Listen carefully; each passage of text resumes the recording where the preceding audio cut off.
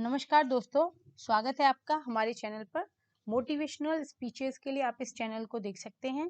बड़े-बड़े देश के, विदेश के लीडरों का, उद्योगपतियों का और हमारे मोटिवेशनल स्पीकर्स के स्पीचों को हम अपनी भाषा हिंदी में आपके लिए यहाँ लेकर आएंगे। आज हम बात करने जा रहे हैं स्टीव जॉब्स की। स्टीव जॉब्स का एक प्रसिद्ध भाषण जो उन्होंने स्टैनफोर्ड यूनिवर्सिटी में दिया था, उसके बारे में आज हम बात करेंगे, चर्चा करेंगे कि उन्होंने अपने इस खास भाषण में क्या कहा, क्या संदेश उन्होंने विद्यार्थियों को देने की कोशिश की। इस स्पीच को हमने लिया है स्टैनफोर्ड यूनिवर्सिटी की वेबसाइट से। इसके लिए हम उनके बहुत बहुत आभारी हैं। यहाँ स्टीव जॉब्स कहते हैं कि आज मैं आपके सामने 3 बातें शेयर करने जा रहा हूँ। वो 3 बातें वो 3 कहानियों के रूप में कहना चाहते हैं और वो बताते हैं कि सबसे पहले उन्होंने अपना विद्यालय छोड़ दिया। 6 महीने के अंदर उन्होंने अपने विद्यालय को छोड़ दिया, विश्वविद्यालय को छोड़ दिया और वो कभी भी एक स्नातक नहीं है। स्टीव जॉब्स बताते हैं कि 6 महीने के बाद ही जब उन्होंने विश्वविद्यालय की पढ़ाई से वो ड्रॉप आउट हो गए तो उनके पास सामने एक प्रश्न था कि अब 18 महीने के लिए वो क्या करेंगे। स्टीव जॉब्स बताते हैं कि मेरे जन्म से पहले ही इस चीज की शुरुआत हो गई थी। मेरी असली माँ एक अविवाहित स्नातक छात्रा थी और उन्होंने मुझे किसी को गोद देने का फैसला किया। उनका फैसला था कि मुझे कॉलेज के स्नातकों द्वारा ही अपनाया जाना चाहिए। सब कुछ तय हो गया, लेकिन अंत समय पे जिस परिवार के साथ, जिस कपल के साथ उन्हें देने की बात हुई थी, उन्होंने यह रियलाइज किया कि उन्हें वास्तव में बेटा नहीं बल्कि बेटी चाहिए।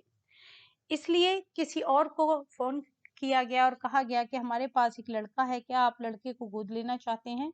और यह थे स्टीव जॉब्स के माता-पिता जिन्होंने उन्हें पालकर बड़ा किया। उनकी माता को बाद में पता चला कि यह पति-पत्नी जो उनके बेटे को लेना चाहते हैं वास्तव में कोई ग्रेजुएट नहीं है। इससे वो बहुत निराश हुई और उन्होंने कहा कि मैं अपना बेटा किसी नॉन ग्रेजुएट को देना नहीं चाहती। उन्हें समझाया गया और स्टीव जॉब्स के पालन करने वाले माता-पिता ने उन्हें भरोसा दिलाया कि वो स्टीव जॉब्स को अवश्य ही कॉलेज पढ़ने भेजेंगे।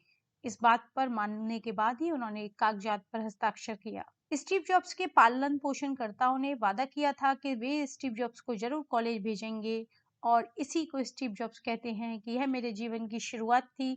17 साल बाद मैं कॉलेज गया, लेकिन मैंने एक ऐसा कॉलेज चुना जो लगभग स्टैनफोर्ड जितना महंगा था, लेकिन मेरे कामकाजी माता-पिता मेरे कॉलेज के ट्यूशन और मेरी पढ़ाई के लिए काफी कुछ खर्च कर रहे थे। 6 महीने में ही स्टीव जॉब्स को लगा कि जितना पैसा उनकी पढ़ाई पे खर्च किया जा रहा है, वह उतना महत्वपूर्ण उन्हें नहीं दे पा रहा। स्टीव जॉब्स कहते हैं कि मुझे पता नहीं था कि मैं अपने जीवन के साथ क्या करना चाहता हूँ और पता नहीं कैसे यह कॉलेज मुझे यह पता लगाने में मदद करेगा कि आखिर मैं अपने जीवन में क्या करूंगा। यहाँ मेरे माता-पिता के बचाए सारे पैसे खर्च हो रहे थे, उनका पूरा जीवन और पूरे जीवन की कमाई। इसलिए मैंने बाहर निकलने का फैसला किया और मुझे भरोसा था कि सब ठीक हो जाएगा, पर नहीं, यह समय काफी डरावना था। लेकिन पीछे मुड़कर देखना मेरे द्वारा लिए गए सबसे अच्छे फैसलों में से एक साबित करता है। जिस मिनट में बाहर निकला, मैं उसी कॉलेज में रुक सकता था।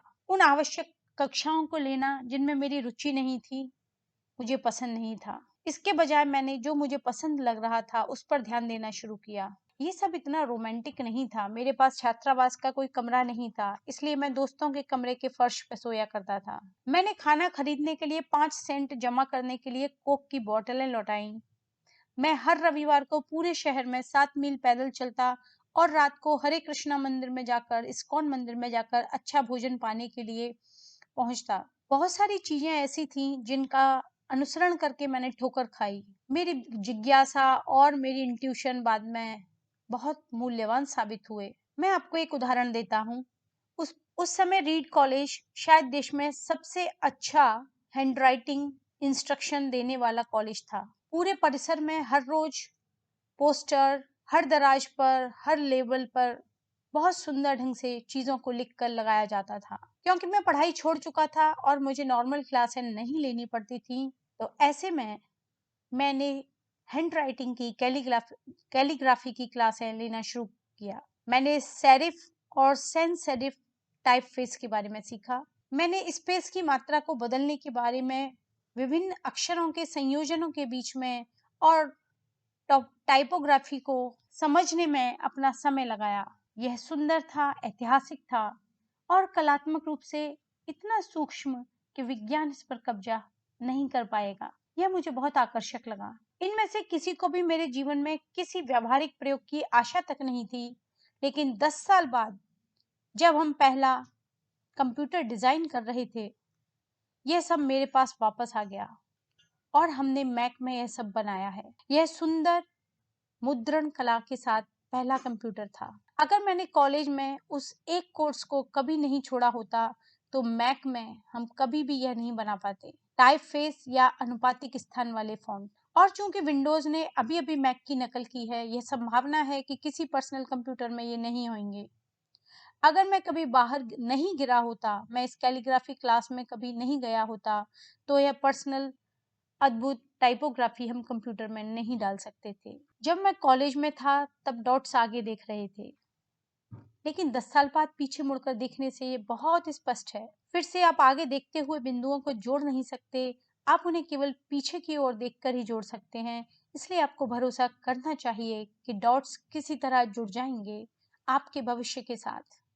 आपको किसी चीज पे तो भरोसा करना होगा, चाहे वह आपकी आंतरिक शक्ति हो, भाग्य हो, जीवन हो, कर्म हो या जो भी हो। यह विश्वास के बिंदु जुड़ेंगे आपको अपने दिल की सुनने से आत्मविश्वास जगाएगा। भले ही आपके रास्ते खराब हों, पर इससे काफी फर्क पड़ेगा। अब मेरी दूसरी कहानी प्यार और धोखे के बारे में है। मैं खुशकिस्मत था कि मुझे जीवन के शुरुआती दिनों में वह मिल गया जो मुझे करना पसंद था। जब मैं 20 साल का था तब वोज और मैंने अपने माता पिता के गैरेज में एप्पल की शुरुआत की थी। हमने कड़ी मेहनत की और 10 साल में एप्पल सिर्फ 2 से बढ़कर 4000 से अधिक कर्मचारियों वाली 2 बिलियन की कंपनी में बदल गया। हमने अभी अभी बेहतरीन रचना मैसिंटोश रिलीज की थी 1 साल पहले और मैं अभी 30 का हुआ था और उसके बाद फिर कुछ हुआ, मुझे निकाल दिया गया। आपने जिस कंपनी की शुरुआत की उससे आपको कैसे निकाला जा सकता है? ठीक है, जैसे जैसे एप्पल बढ़ता गया, हमने किसी एक ऐसे व्यक्ति को काम पे रखा जो मैंने सोचा था कंपनी चलाने के लिए बहुत प्रतिभाशाली था। और पहले साल ये सारी चीजें बहुत अच्छी हुई, लेकिन फिर भविष्य के बारे में हमारी दृष्टि बदलने लगी और अंत में मुझे ही बाहर कर दिया गया। हमारी निर्देशक मंडल ने उसका पक्ष लिया, इसलिए 30 में मैं बाहर हो चुका था, बहुत ही सार्वजनिक रूप से बाहर। मेरे पूरे जीवन का ध्यान जो था वह सब चला गया। यह मेरे लिए विनाशकारी था। मैं वास्तव में नहीं जानता था कि कुछ महीनों के लिए क्या करना है। मुझे लगा कि मैंने पिछली पीढ़ी के उद्यमियों को जाने दिया। मुझे लगा कि मैंने बैटन को वैसे ही गिरा दिया जैसे वह था। लेकिन फिर एक ड्रॉपिंग के रूप में मैं डेविड पैकर्ड और बॉब नॉयस से मिला और इतनी बुरी तरह पंगा लेने के लिए माफी मांगने की कोशिश की। मैं एक बहुत ही सार्वजनिक विफलता बन चुका था। मैंने असफलता की इस घाटी से भाग जाने के बारे में सोचा, लेकिन धीरे धीरे मुझे कुछ समझ में आने लगा कि मैं अब भी जो करता हूँ उससे प्यार करता हूँ। एप्पल की घटनाओं के मोड़ ने उस एक बिट को नहीं बदला था। मुझे अस्वीकार कर दिया गया, लेकिन मैं अभी भी प्यार में था और इस तरह मैंने फिर से आरंभ करने का फैसला किया। मैंने इसे तब नहीं देखा था, लेकिन यह पता चला कि इससे मुझे निकाल दिया जा रहा है। एप्पल सबसे अच्छी चीज थी जो मेरे साथ हो सकती थी। सफल होने का भारीपन था। सफलता में एक खास भारीपन होता है। फिर नौसिखिए होने से हल्कापन आ गया, हर चीज के बारे में कम निश्चित।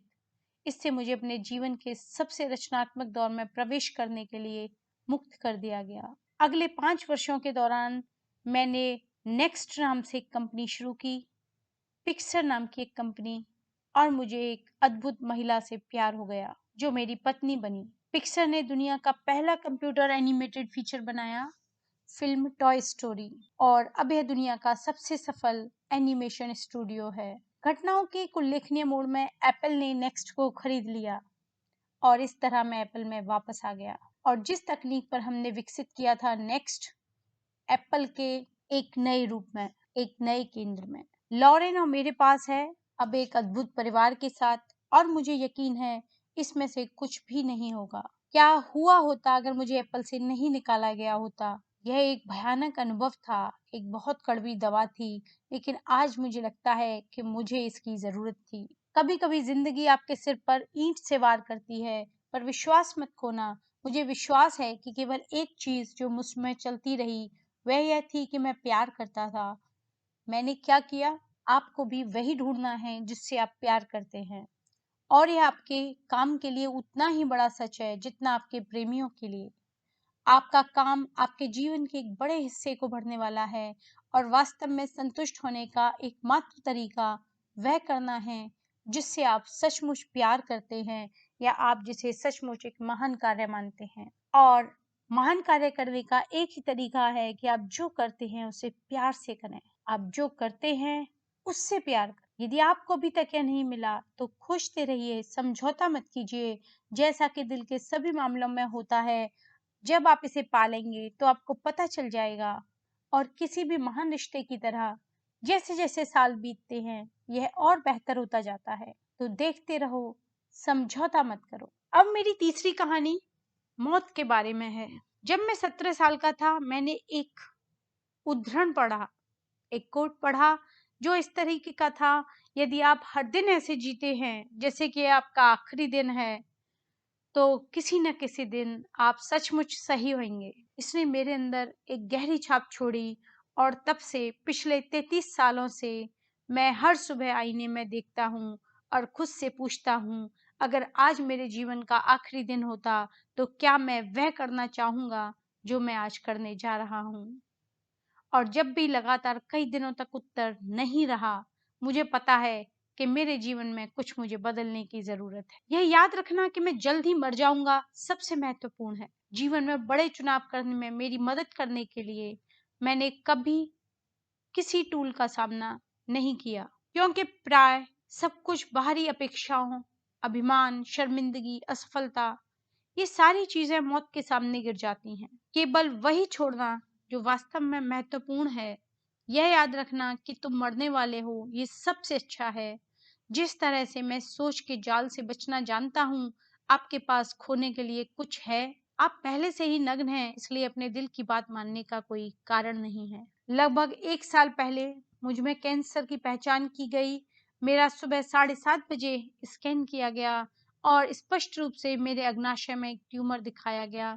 मुझे यह भी नहीं पता था कि अग्नाशय क्या होता है। डॉक्टरों ने मुझे बताया कि यह लगभग निश्चित रूप से एक लाइलाज कैंसर है, और यह कि मुझे 3 से 6 महीने से अधिक जीने की उम्मीद नहीं करनी चाहिए। मेरे डॉक्टर ने मुझे घर जाने और अपने मामलों को ठीक करने की सलाह दी, जो मरने के लिए तैयार होने के लिए डॉक्टर का कोड है। इसका मतलब है कि अपने बच्चों को वह सब कुछ बताने की कोशिश करें जो आपने सोचा था आपके पास अगले 10 साल होंगे, उन्हें कुछ ही महीनों में बताने के लिए।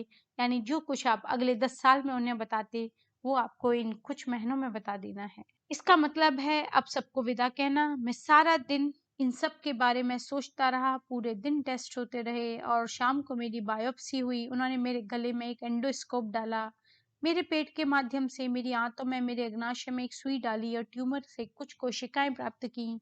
मैं बेहोश था, लेकिन मेरी पत्नी जो वहां थी उसने बताया कि उन्होंने उन सूक्ष्मदर्शी के नीचे कोशिकाओं को देखा, और डॉक्टर रोने लगे, क्योंकि यह अग्नाशय कैंसर का एक बहुत ही दुर्लभ रूप था जो सर्जरी से ठीक हो सकता है। मेरी सर्जरी हुई और शुक्र है कि अब मैं ठीक हूँ। मैं मौत का सामना करने के सबसे करीब था, और मुझे उम्मीद है कि यह कुछ और दशकों के लिए मेरे सबसे करीब है। इसके माध्यम से रहने के बाद अब मैं आपको यह थोड़ा और अधिक निश्चितता के साथ कह सकता हूँ कि मृत्यु एक उपयोगी लेकिन विशुद्ध रूप से बौद्धिक अवधारणा थी। कोई भी मरना नहीं चाहता है। यहाँ तक कि जो लोग स्वर्ग जाना चाहते हैं, वे भी वहां पहुंचने के लिए मरना तो नहीं चाहते। और तब भी मृत्यु एक ऐसा ठिकाना है जिसे हम सब साझा करते हैं। इससे कोई भी नहीं बच सका है, और यह वैसा ही है जैसा इसे होना चाहिए। मृत्यु एक संभावना है, जीवन का सबसे अच्छा आविष्कार है। मृत्यु जीवन का परिवर्तनकारी एजेंट है। यह नए के लिए रास्ता बनाने के लिए पुराने को साफ करता है। अभी आप नए हैं, लेकिन किसी दिन जो आपसे बहुत दूर नहीं है, आप धीरे धीरे बूढ़े होंगे और रास्ते से हटा दिए जाएंगे। इतना नाटकीय होने के लिए मुझे क्षमा करें, लेकिन यह बिल्कुल सच है। आपका समय सीमित है, इसलिए इसे बर्बाद ना करें। इसके साथ ही स्टीव जॉब्स एक बात और बताना चाहते हैं कि वो कहते हैं, मैं आपको कहना चाहता हूँ कि किसी दूसरे की हठधर्मिता, किसी दूसरे के जीवन की सजीव हठधर्मिता के जाल में आप अपने आप को मत फंसने दो। अन्य लोग क्या सोचेंगे, अन्य लोगों की सलाह क्या है, अन्य लोगों की राय क्या है, इसके भीतर उनके विचारों के शोर में अपने अंतर्मन को डूबने मत दो।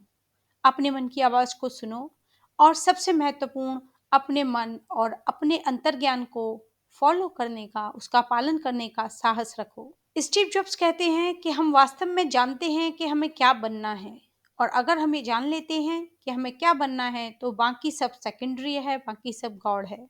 वो कहते हैं, जब मैं युवा था तब मैंने एक अद्भुत प्रकाशन की को पढ़ा जो मेरी पीढ़ी के लोगों के लिए एक बाइबल की तरह था, जिसका नाम था द होल अर्थ कैटलॉग।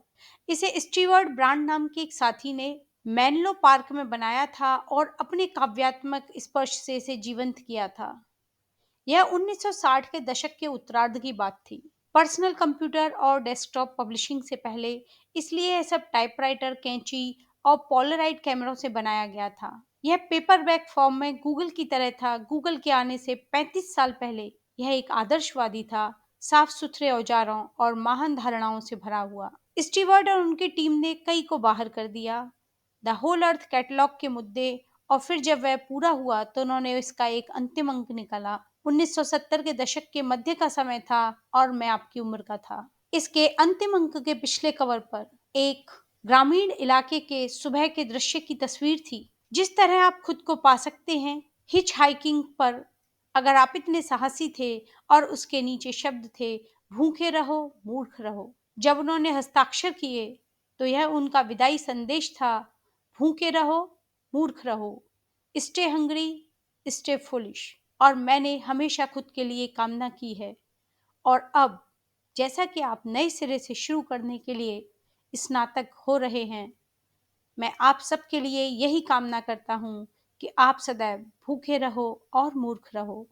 हमेशा आपको ज्ञान की भूख रहे और आप हमेशा अपने आप को मूर्ख मानते रहो और ज़्यादा सीखते रहो। आपको बहुत-बहुत धन्यवाद। प्रिय मित्रों, आपको इसे सुनने के लिए बहुत-बहुत धन्यवाद।